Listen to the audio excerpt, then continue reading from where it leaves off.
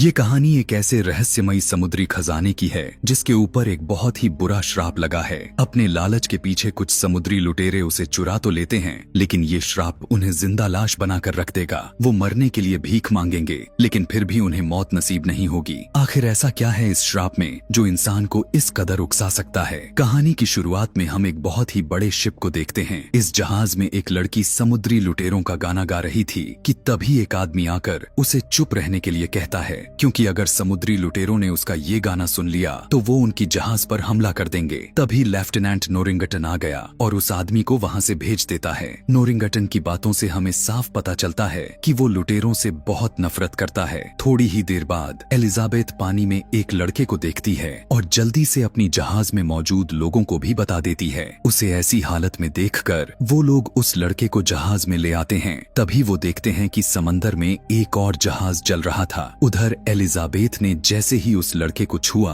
उसी वक्त उसे होश आ जाता है। एलिजाबेथ उसे कहती है कि मेरा नाम एलिजाबेथ है, जिस पर वो लड़का भी अपना नाम विल टर्नर बताता है और इतना कहते ही वो फिर से बेहोश होता है। फिर एलिजाबेथ उसके गले में एक लुटेरों का लॉकेट देखती है और समझ जाती है कि वो एक लुटेरा है, लेकिन उसने इस बारे में किसी को भी नहीं बताया और वो लॉकेट अपने पास रख लेती है। इसके बाद हमें प्रेजेंट में एलिजाबेथ को दिखाया जाता है, जो कि अब बड़ी हो चुकी है। उसके पास अभी भी विल का लॉकेट था जिसे वो अपने गले में डाल लेती है। उसकी वक्त एलिजाबेथ के पास उसके डैड, जो कि पोर्ट रॉयल के गवर्नर हैं, वो उसके लिए एक तोहफा लेकर आते हैं जिसके अंदर एक सुंदर सी ड्रेस थी। इसके बाद हम विल को देखते हैं, जो कि अब एक लोहार का काम करता है और उसको अपने अतीत के बारे में कुछ भी पता नहीं है। वो आज गवर्नर के लिए एक तलवार बनाकर लेकर आया था। दोनों बातें कर ही रहे होते हैं कि तभी एलिजाबेथ भी अपने डैड की दी हुई उस ड्रेस को पहनकर नीचे आ जाती है। वो विल को देखकर बहुत ही ज्यादा खुश हो गई, लेकिन गवर्नर को अच्छा नहीं लगता है कि उसकी बेटी एक लोहार के साथ बात करे। उधर कैप्टन जैक स्पैरो भी पोर्ट रॉयल आ जाता है। वो पोर्ट रॉयल में एक जहाज को चुराने के लिए आया था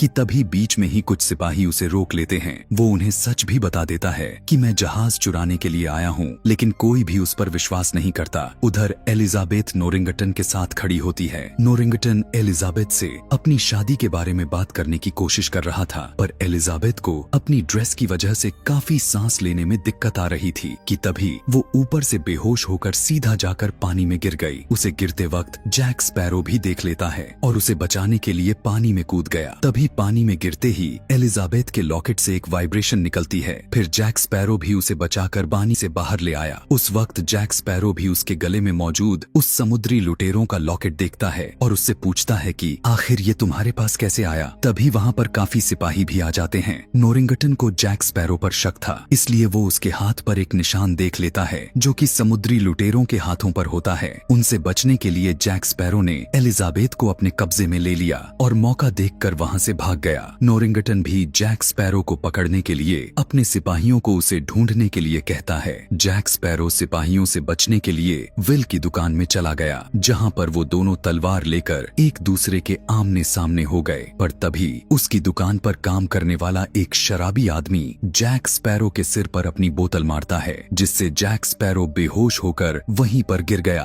और उसे पकड़कर जेल में डाल दिया गया। उसी रात पोर्ट रॉयल पर समुद्री लुटेरे हमला कर देते हैं।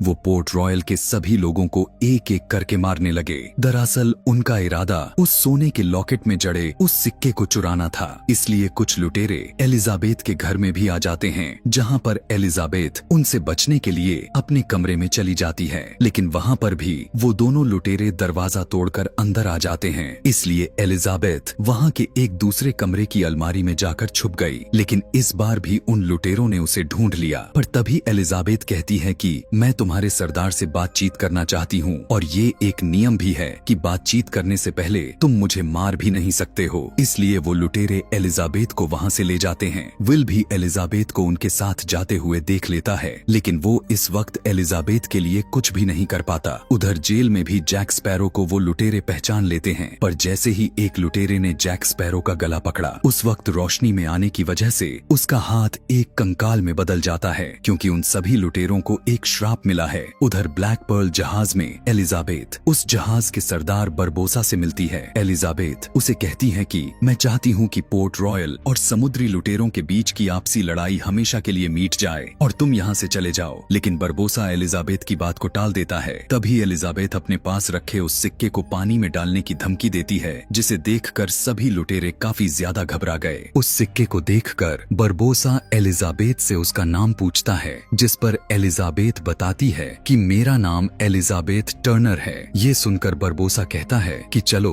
हम एक सौदा करते हैं, तुम हमें ये सिक्का दे दो, हम पोर्ट रॉयल से चले जाएंगे। एलिजाबेथ उसे वो सिक्का दे देती है, पर फिर भी वो एलिजाबेथ को अपने साथ ही ले गए। पोर्ट रॉयल में विल सीधा नोरिंगटन के पास जाकर कहता है कि हमें जल्दी से जल्दी जाकर उस ब्लैक पर्ल जहाज को ढूंढना होगा। लेकिन नोरिंगटन उसे कहता है कि हम तुम्हारी कोई मदद नहीं ले सकते क्योंकि तुम महज एक लोहार हो। ये सुनकर विल सीधा जैक स्पैरो के पास उसकी जेल में जाता है, जहाँ पर वो जैक स्पैरो से कहता है कि मैं तुम्हें इस जेल से आजाद कर सकता हूँ, पर तुम्हें मेरे साथ ब्लैक स्पैरो जहाज को ढूंढने में मदद करनी होगी। स्पैरो भी उसका साथ देने के लिए मान जाता है। बाहर आने के बाद वो दोनों इंटरसेप्टर जहाज को चुराने का प्लान बनाते हैं। अब क्योंकि उस जहाज पर काफी सारे लोग थे, इसलिए वो दोनों एक दूसरी जहाज पर चले गए और उसे लूटने का नाटक करते हैं। ये देखकर इंटरसेप्टर जहाज में मौजूद नोरिंगटन भी उन्हें देख लेता है और अपने सभी सिपाहियों को लेकर उस दूसरी जहाज में आ गया। लेकिन उसके वहां पर आते ही जैक स्पैरो और विल दोनों उस इंटरसेप्टर जहाज में जाकर उसे वहां से ले जाते हैं। अपनी जहाज को ऐसे जाते हुए देखकर नोरिंगटन के मन में जैक स्पैरो के खिलाफ और भी ज्यादा गुस्सा भर जाता है। इंटरसेप्टर जहाज में जैक स्पैरो विल को बताता है कि तुम्हारे पिता भी एक समुद्री लुटेरे थे और उन्हें सभी लोग बूटस्ट्रैप टर्नर के नाम से जानते थे। लेकिन विल उसकी बातों पर बिल्कुल भी यकीन नहीं करता।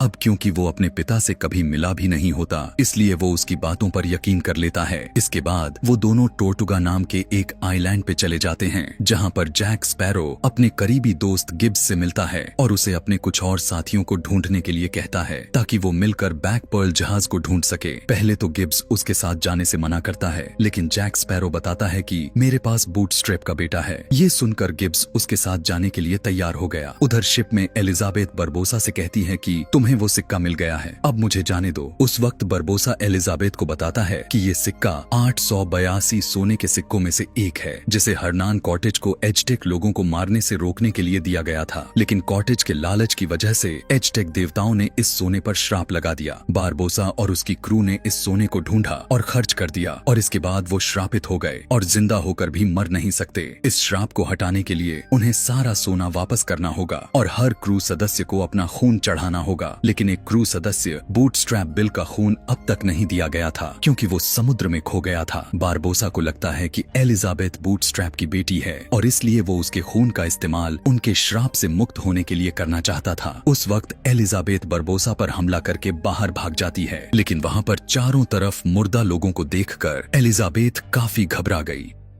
उसे यकीन हो गया था कि बरबोसा बिल्कुल ठीक बोल रहा है। दूसरी तरफ गिब्स भी जैक स्पैरो के साथ जाने के लिए अपने काफी सारे साथियों को इकट्ठा कर लेता है और सभी वहां से निकल जाते हैं। बरबोसा एलिजाबेथ के साथ एक आइलैंड पर पहुंच गया था और अपने सभी क्रू के साथ छोटी कश्ती लेकर उस आइलैंड की गुफा में चला जाता है। थोड़ी देर बाद जैक स्पैरो भी उस आइलैंड तक पहुंच गया था। तभी गिब्स विल को बताता है कि जैक स्पैरो पहले ब्लैक पर्ल जहाज का कप्तान था और सिर्फ उसे ही उस खजाने के बारे में पता था। जैक स्पैरो ने अपने साथियों पर भरोसा करके उन्हें उस खजाने के बारे में बता दिया। खजाने का पता लगने के बाद बरबोसा ने जैक स्पैरो को एक अनजान टापू पर मरने के लिए छोड़ दिया और खुद उस सोने को ले गए। लेकिन जैसे तैसे करके जैक स्पैरो उस टापू से निकल गया और आज तक उसके पास बंदूक में एक ही गोली है, जिसे वो बरबोसा के सीने में मारकर उसे खत्म करने वाला है। इसके बाद जैक स्पैरो विल को लेकर उस आइलैंड की गुफा में चला जाता है, जहां पर वो एलिजाबेथ को उन लुटेरों के साथ देखता है। उसी वक्त बरबोसा उस तिजोरी को खोल देता है जिसके अंदर काफी सारे सोने के सिक्के रखे हुए थे। बरबोसा एलिजाबेथ का हाथ काटकर उस पर खून लगाकर उस सिक्के को उस तिजोरी में डाल देता है, लेकिन फिर भी उनका श्राप नहीं टूटता। ये देखकर बरबोसा को बहुत गुस्सा आ गया। उसे एलिजाबेथ पर शक हो जाता है कि वो टर्नर नहीं है और वो एलिजाबेथ को एक जोर से थप्पड़ मारकर नीचे गिरा देता है। इतने में ही विल एलिजाबेथ को वहां से ले जाता है। तभी बरबोसा भी देख लेता है कि वहां पर एलिजाबेथ नहीं है, इसलिए वो अपने सभी साथियों को उन्हें ढूंढने के लिए भेज देता है और उन्हें एलिजाबेथ तो नहीं बल्कि जैक स्पैरो मिल गया था। तभी जैक स्पैरो उन लुटेरों को कहता है कि मुझे तुम्हारे सरदार से बातचीत करनी है। ये सुनकर वो लुटेरे जैक स्पैरो को मार नहीं पाते क्योंकि ये उनके नियमों के खिलाफ था। दूसरी तरफ विल एलिजाबेथ को लेकर अपनी जहाज में आ गया और नियम के मुताबिक वो पीछे रहने वाले को बचाने के लिए नहीं जाते, इसलिए वो सभी स्पैरो को बिना बचाए ही वहां से जाने लगते हैं। उधर बरबोसा अपने सिपाहियों को जैक स्पैरो को मारने का हुक्म दे देता है। तभी जैक स्पैरो उन्हें बताता है कि मुझे पता है कि बूटस्ट्रैप का बेटा कहां पर है। ये सुनकर बरबोसा अपने सिपाहियों को रोक लेता है। इसके बाद वो सभी श्रापित लुटेरे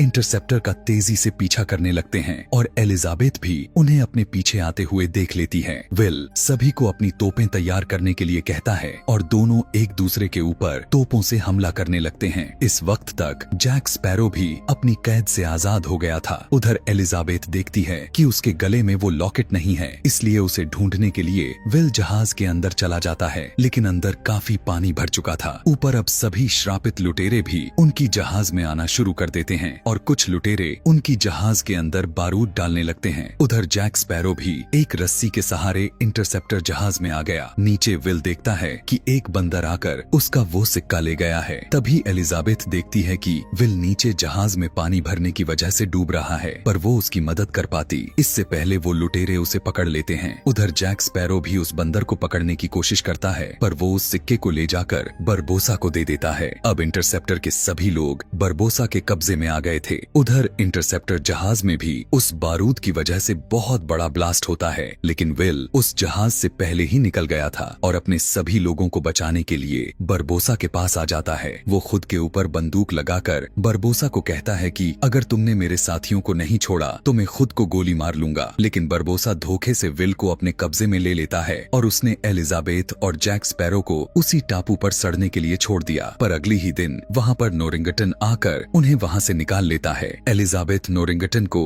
विल को उन लुटेरों से बचाने के लिए कहती है, लेकिन नोरिंगटन और उसके डैड उसे बचाने के लिए बिल्कुल भी सहमत नहीं होते। तभी एलिजाबेथ कहती है कि अगर तुमने विल को बचा लिया तो मैं तुमसे शादी कर लूंगी। ये सुनकर नोरिंगटन उसे बचाने के लिए मान जाता है और जैक स्पैरो को उस टापू पर जाने का रास्ता पूछता है। उस टापू तक पहुंचने के बाद जैक स्पैरो उन सभी को बाहर रहने के लिए कहता है और खुद एक छोटी कश्ती लेकर गुफा के अंदर चला गया। अंदर बरबोसा विल को मारने ही वाला था कि तभी वहाँ पर जैक स्पैरो आकर उसे ऐसा करने से रोक लेता है। वो उन्हें बताता है कि बाहर गवर्नर के बहुत सारे सिपाही खड़े हैं और अगर तुमने इसे अभी मार दिया तो तुम इंसान बन जाओगे और बाहर जाने के बाद वो सिपाही तुम्हें मार देंगे, इसलिए पहले तुम उन्हें जाकर खत्म कराओ। उन्हें हराने के बाद तुम 2 जहाजों के कप्तान बन जाओ। ये सुनकर बरबोसा उसकी बात मान लेता है और अपने लुटेरों को उन्हें खत्म करने के लिए भेज देता है।